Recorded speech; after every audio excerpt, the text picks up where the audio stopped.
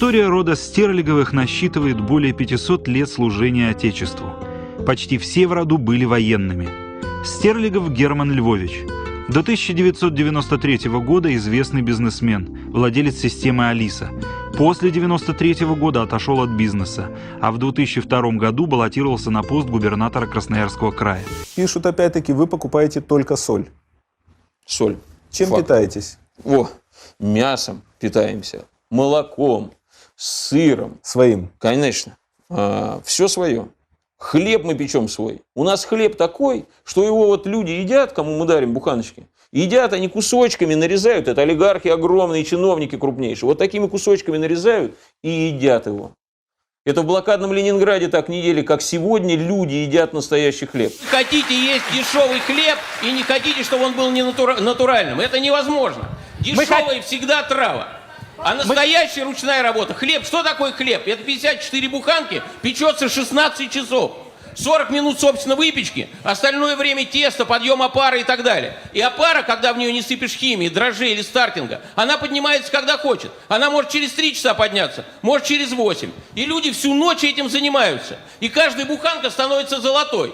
А вы хотите, чтобы мы вам ее продавали по 150 рублей бездельницам крашеным? Сидите здесь и умничаете. Вы идите поработайте. Вам не нравится другая точка зрения, понимаете, никогда. Так вот. Я вот Стерлигова не видел лет 7. В прошлый раз он ушел из студии, психанул. Он не меняется никак. Вот я начал бухать благодаря Высоцкому. Я начал курить благодаря Высоцкому. Потому что он так красиво это все делал. Место встречи изменить нельзя. Да. Какие песни, какие рюмки, как это все красиво. Курит. Это конченая мразь. Всем привет! Сегодня мы с командой приехали в Слободу Германа Стерлигова. В прошлом Герман Стерлигов – это один из первых миллиардеров России.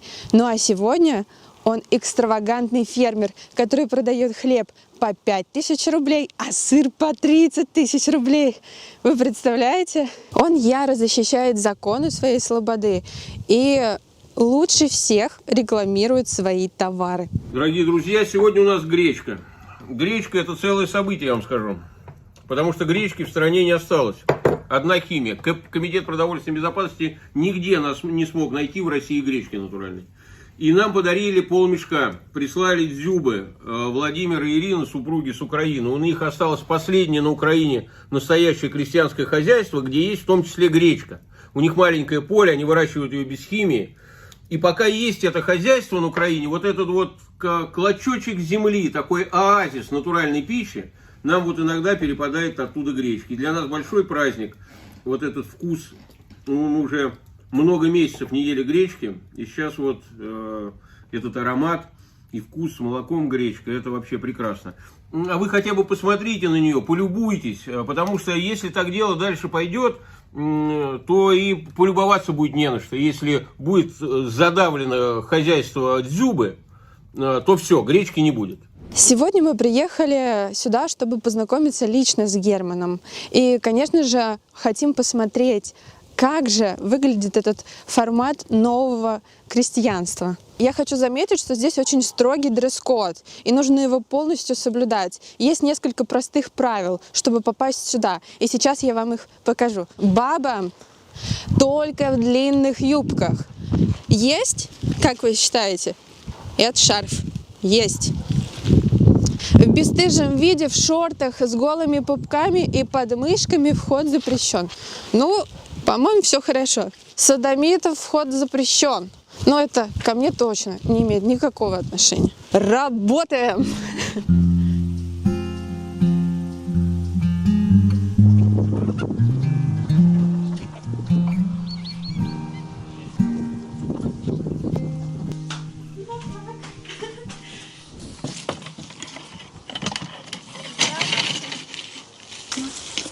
Всего белого. А те, что на небе? То, что на небе не пить, конечно. Там другие. Да?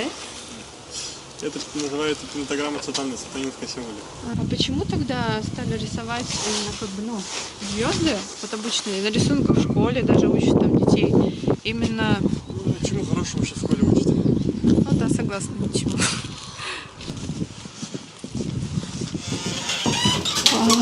Как красиво. Здравствуйте, можно? Вы извините, не могу уйти, потому что оторваться не могу. Проходите, проходите.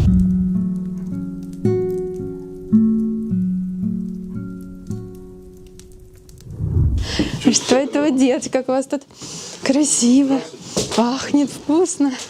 У вас муж или мужчина ваш здесь есть какой-нибудь? Нет? Тогда у меня есть к вам один вопрос. Идите сюда. Да.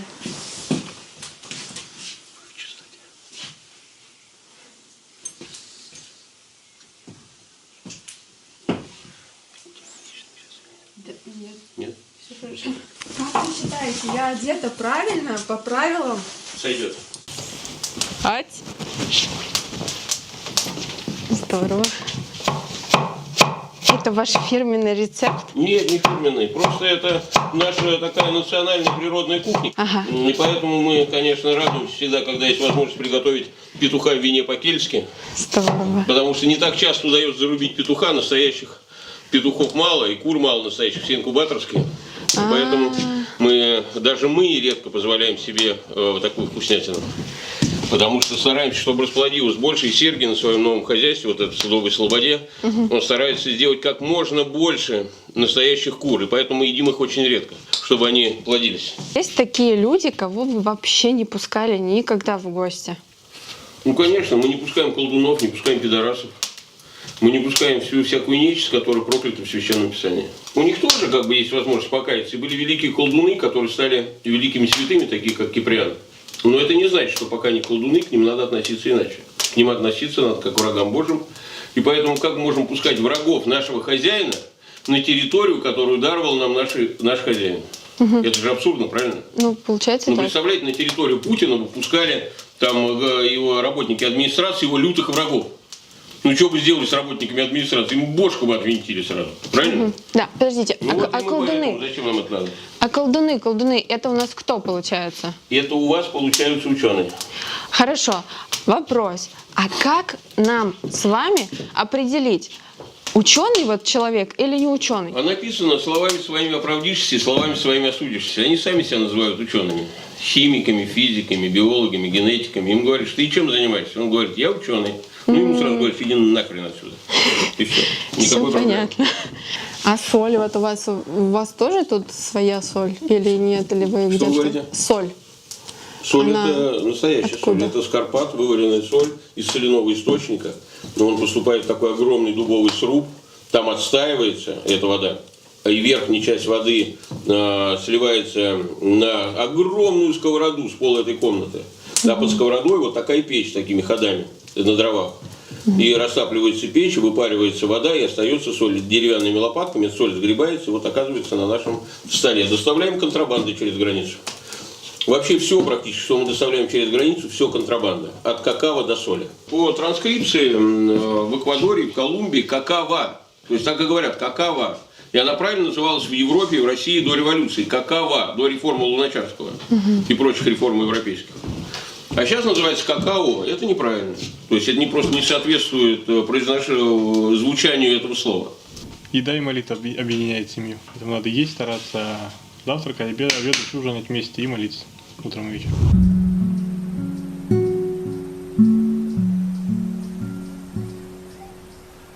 Ваша зона ответственности вы? Это всем?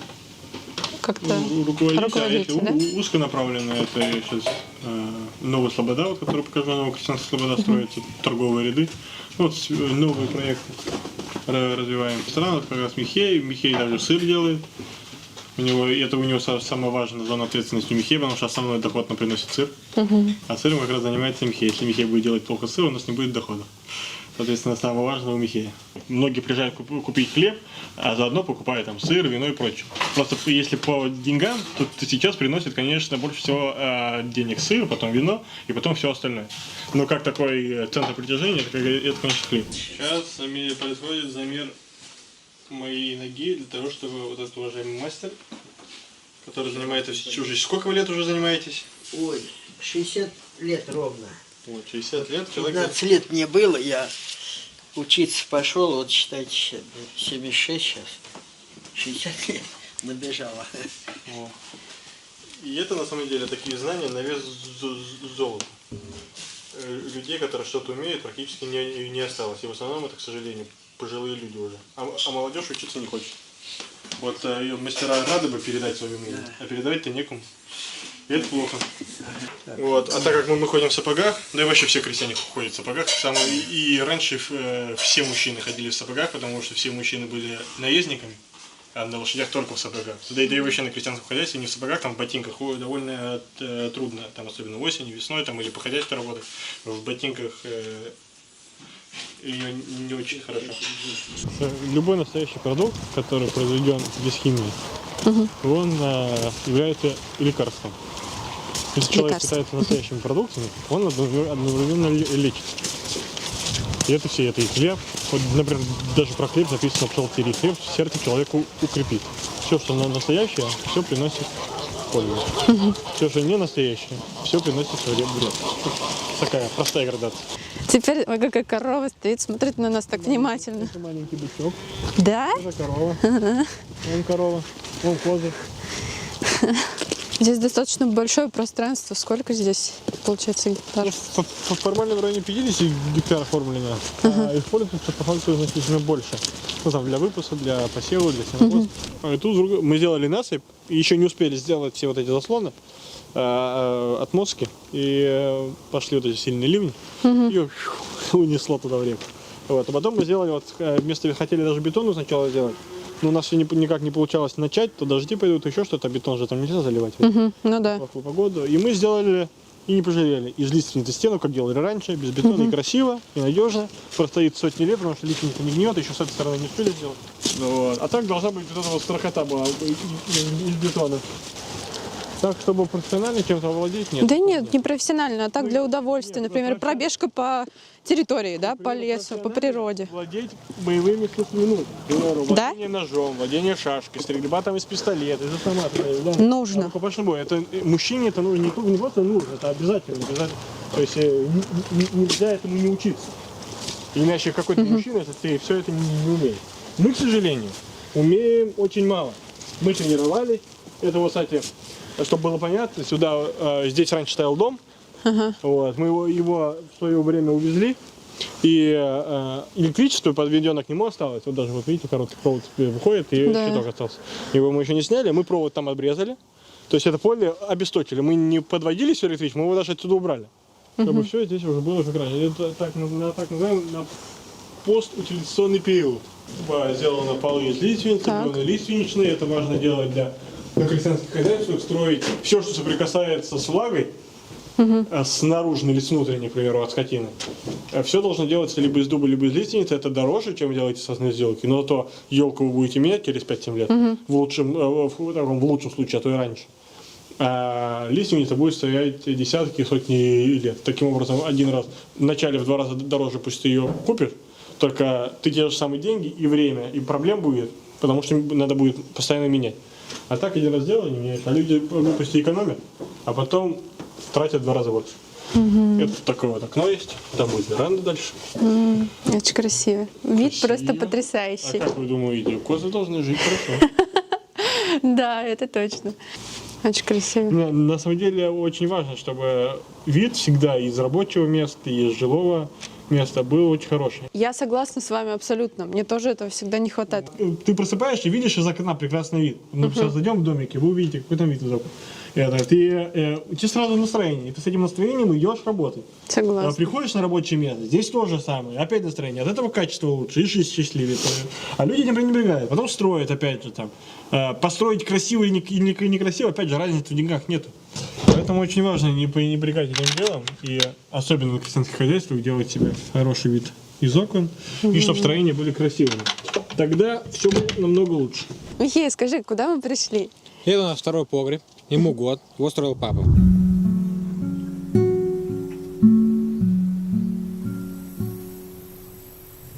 Глубиной он 6 метров 30 сантиметров. А в 1-й погреб ему 10 лет. Он меньше, на 3 раза. Хорошо, ну все, пойдем посмотрим. У меня есть фонарь, которым я буду очень аккуратно светить.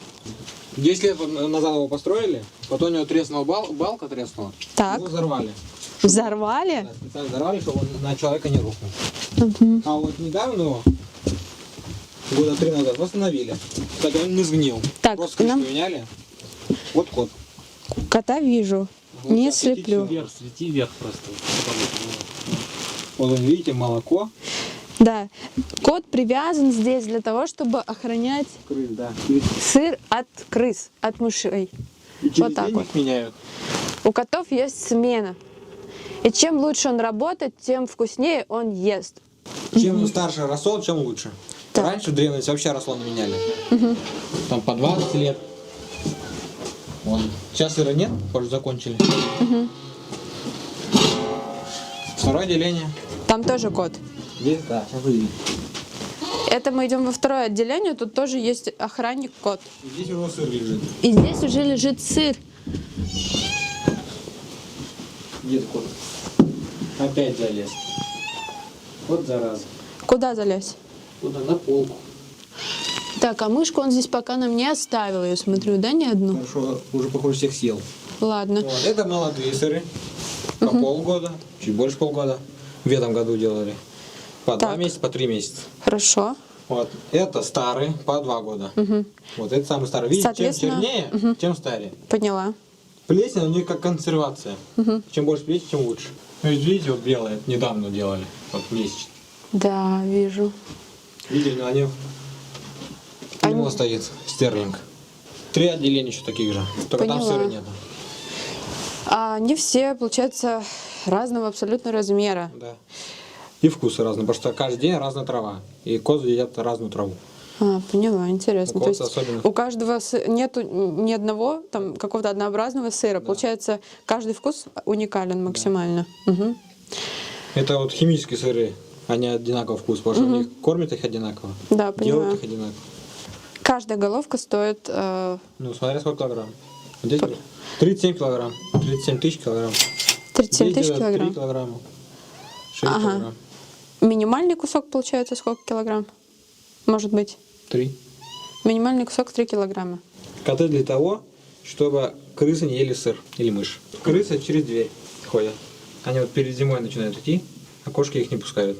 В какое время и вообще каким образом у вас вот созрел такой прекрасный план переехать в деревню и развернуть вот такую красоту здесь именно? Я просто разорился, и мне было деваться некуда, и поэтому я уехал в лес.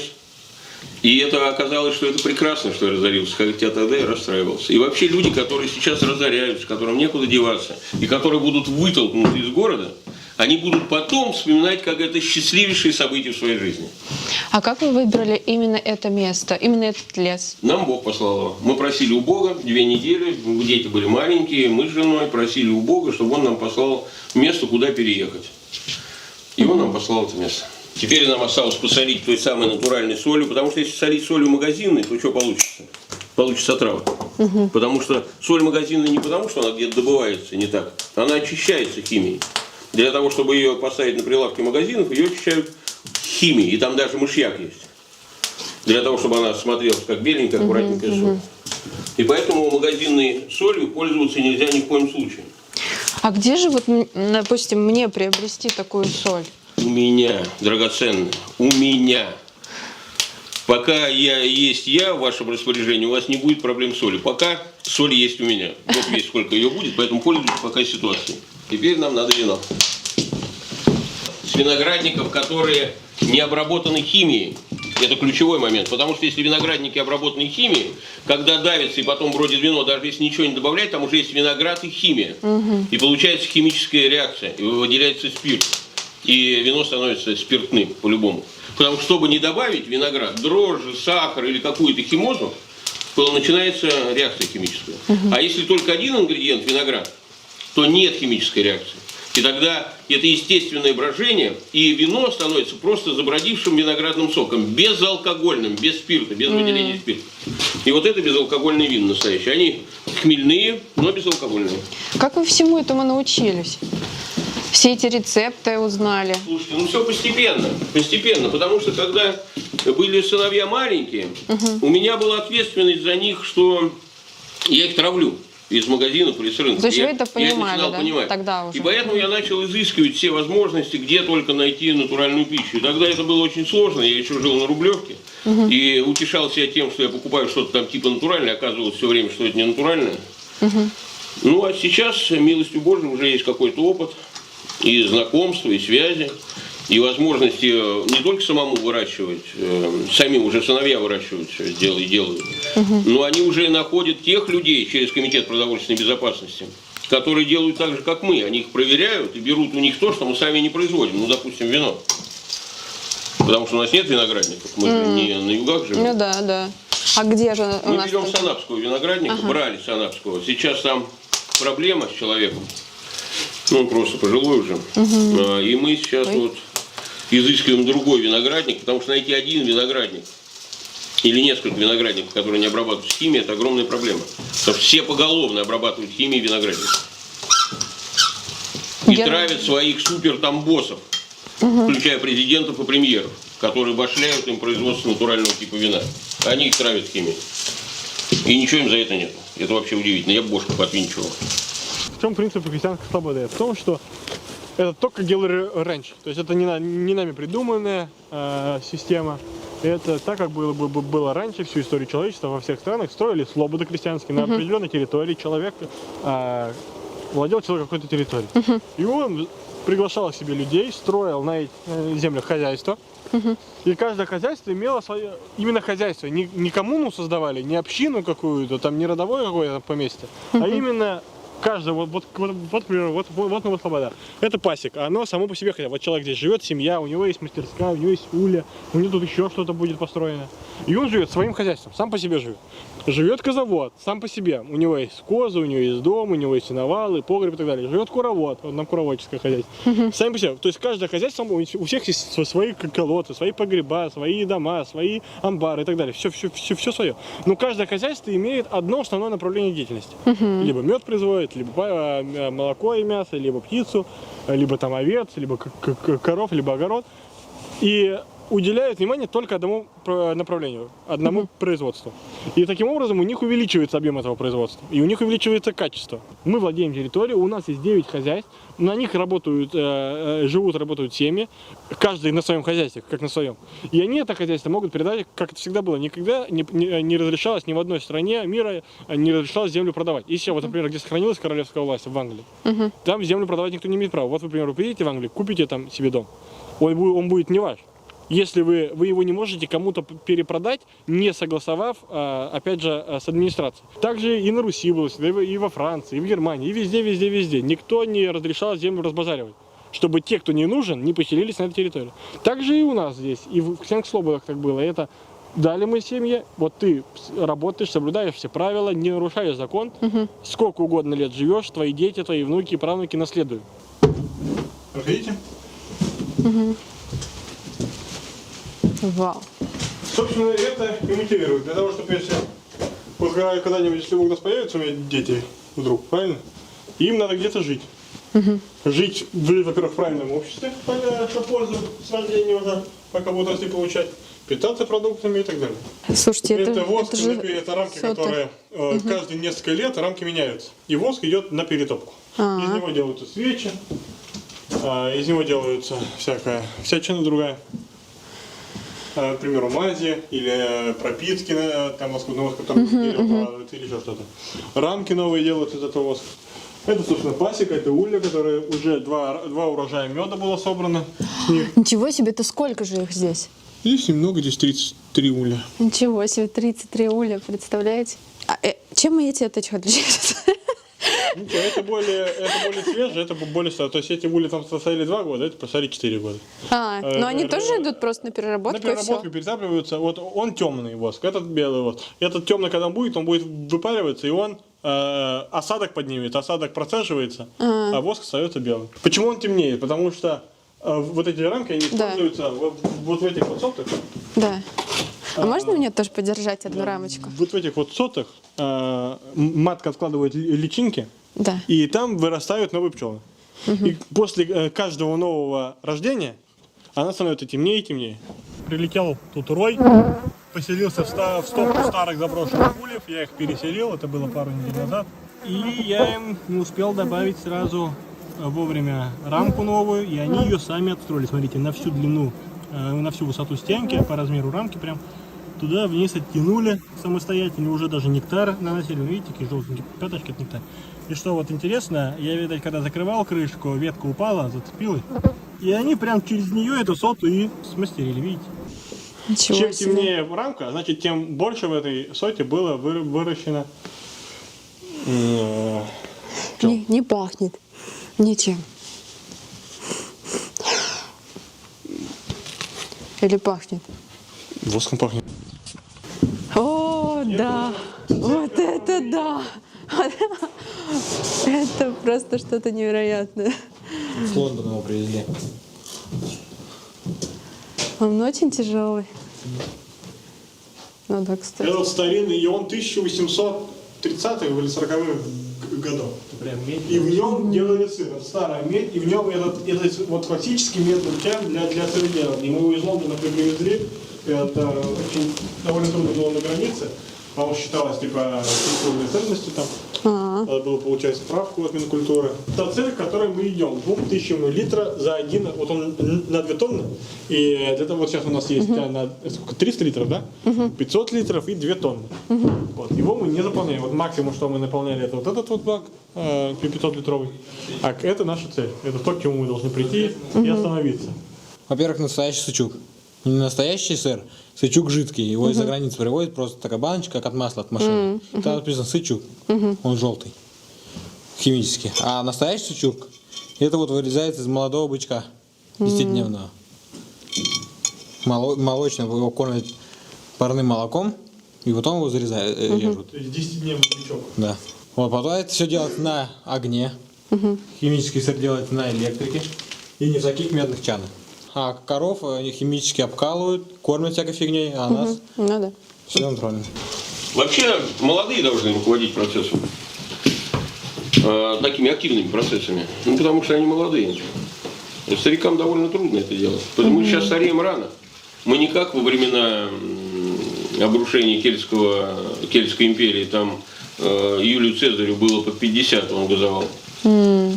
Ну, тогда люди были воинами, тогда они не содержались с седла с детства, тогда у них здоровье было другое, они жили долго. Ну, все было иначе в древности. А почему так было? Потому что они Потому что химии не было, потому что не сидели в креслах постоянно, потому что не было компьютеров, телевизоров, не было научного прогресса, не было лекарств всяких химических. Цезарь и другие, Кесарь, правильно, Кесарь и другие были очень сильными людьми. А мы в их возрасте уже доходяги. Ну, посади меня сейчас на коня и отправь там биться мечом в течение 12 часов куда-нибудь в поле. Да я умру через 5 минут, даже без врага какого-нибудь. А вся вообще семья ваша живет именно вот здесь? Да, вся семья, которая не жената, не замужняя. Дочка у меня еретичка, поэтому она, собственно, мне и не дочка. Она живет отдельно. А сын у меня женат. Он христианин, и все в порядке. Это мой 4-й сын Арсений. Он возглавляет комитет продовольственной безопасности. Остальные 3 не женаты, слава богу. А как вы отдыхаете? Проводите семейные какие-то вечера? Может быть, я видела ваши ролики, как вы невероятно скачете на коне.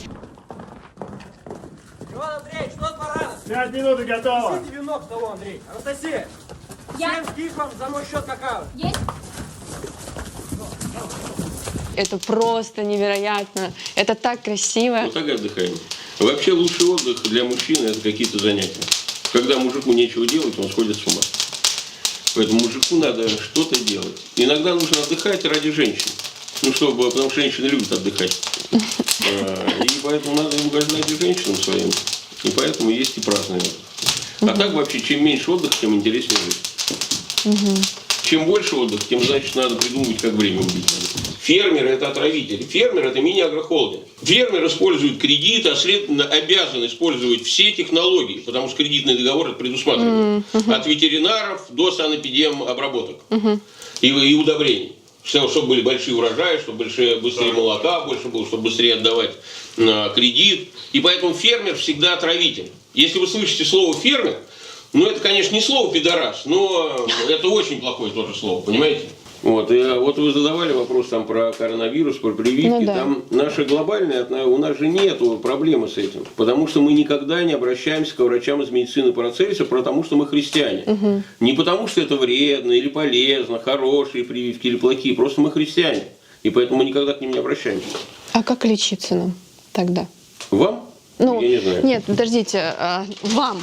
Нам мы Как вы обращаемся к Богу и к Пантелеймону. Это какие-то Травки всякие. чаи? Конечно. Да? Это еще и секера шикарная, это и вина прекрасные, это продукты натуральные, это все лекарства. Каждый настоящий продукт, который дарован Богом, это лекарство. И Пантелеймон знает, как это все давать, в зависимости от того, чем человек заболел. Ну, это единственное, что надо знать травнику. А храм есть где-то, в который вы... Дома молимся. И потом драгоценные. Ну, не с женщиной же мне богословствовать на темы, там, как мы молимся и так далее. Вы же женщина. С нами нельзя Женщина об этом. написано, по богословским вопросам написано в собрании, да умолчит. То есть вам надо только слушать. В лучшем случае задать вопрос какой-то не для того, чтобы беседу поддержать, а важный для спасения, и то не под камерой. Слушайте, ну вот сегодня, к примеру, приедут люди, вы наверняка их увидите, сегодня довольно насыщенный день, сегодня несколько человек приедет, известных в том числе. И некоторые связи для меня полезны, а некоторые бесполезны. Но вот, допустим, если человек приезжает, крупный политик или бизнесмен, и покупает у меня сыр, это хорошо. Знаете, помните, как у Маяковского, что такое хорошо, что такое плохо? Если политик крупный приезжает ко мне и не покупает у меня сыр, это плохо. Чем мне толку тогда с этого политика? Я же крестьянин. Вы правильно сказали, что мне надо продавать продукты, я честно зарабатываю себе на жизнь. И что мне толку с этих всех старых своих там знакомых, приятелей, олигархов, бизнесменов, если они приезжают там потрепаться, ля-ля тополя, а сыр у меня не покупают? Ну что они у меня время-то отнимают просто так, понимаете? Приезжают всякие негодяи, которые миллиардеры Форбса зарубежного. И там нос воротят дорого, типа. Спрашивают, сколько стоит. Я говорю, ты дурак, что ли? Тебе какая разница, сколько стоит мой сыр? Ты откуда это вообще? У тебя где эта отчетность-то какая-то? О чем речь-то идет? Это на уровне шума финансового ты не почувствуешь. Какая разница, сколько он стоит? Нет, мы потому и богатые, потому что экономим деньги. Ну, экономим дальше. Давай дуй в азбуку вкуса и там жри траву или на рынок. А приезжают небогатые люди, которые заботятся о своих детях, о своих семьях, и покупают наш дорогой сыр, потому что альтернативы пока нет в твердых сырах. Молодые сыры еще есть, натуральные у крестьян, у других. Их довольно много крестьян, кто делает прекрасные натуральные сыры, но они молодые, у них нет погребов. А у нас 2-летняя выдержка, сейчас почти 3-летняя уже. Этого ни у кого нет. Если ты хочешь есть твердый настоящий сыр, его можно сейчас купить только у меня. Ну, такая ситуация. Больше нигде. Я понимаю. Все остальное европейское, российское, все химоза. Пчелы вылетают из улья. Они куда летят? Куда глаза глядят, на 3 километра в радиусе. А у нас есть гарантия, что там нет фермерских полей? У нас здесь есть, у вас не знаю. Ну, я про нас, вас, в смысле. Ну... Здесь у нас есть. Поэтому очень важно. Вы уверены? То есть далеко они не улетят, они по-любому возвращаются 3-5 сюда? километров. Да, в радиусе. У нас здесь посевов 3-5 километров никаких нет. Все вот эти бабушки, дедушки, братья, они в лучшем виде своих родственников травят и сами травят. Они кормят пчел сахаром или лечат антибиотиками всякими, химическими лекарствами. Они стоят в пасеке, которые, даже вот, например, они говорят, мы сахар с антибиотиками не делаем. А с какого медоноса они у тебя собирают? Или какая порода пчел? Сейчас очень много искусственных пчел. Уже просто производятся как ГМО растения, так и ГМО пчелы. То же самое уже давно, много лет. И большинство пчеловодов на эти пасеки перешли. Вот, к примеру, там взять 100 пасек, там только одна из 100 будет настоящий мед производить. И то в лучшем случае.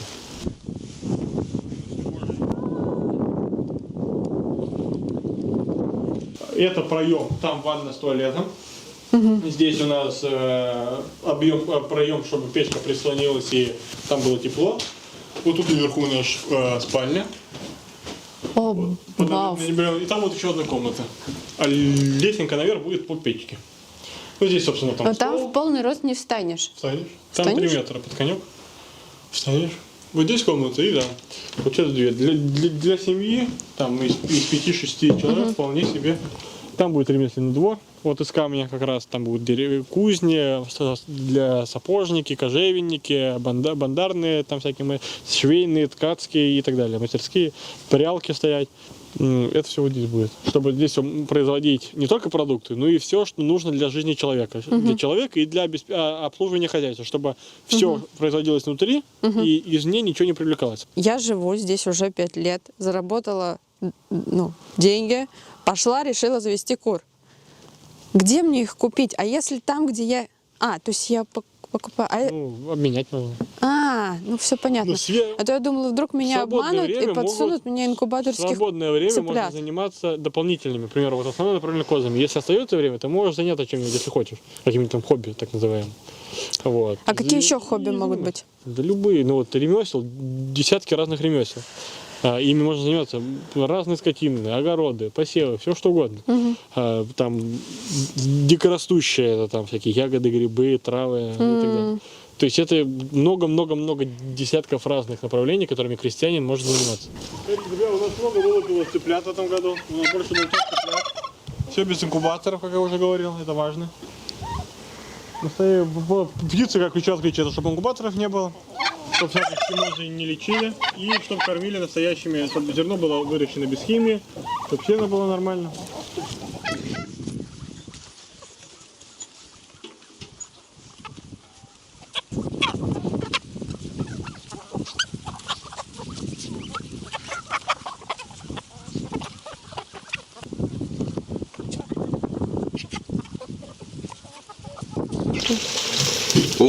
Вот мы готовим так, мы, крестьяне, так готовим петуха по-кельтски. Это при том, что у нас нет денег, у нас все время не хватает то на дрова, то на сено и так далее. У нас мало денег.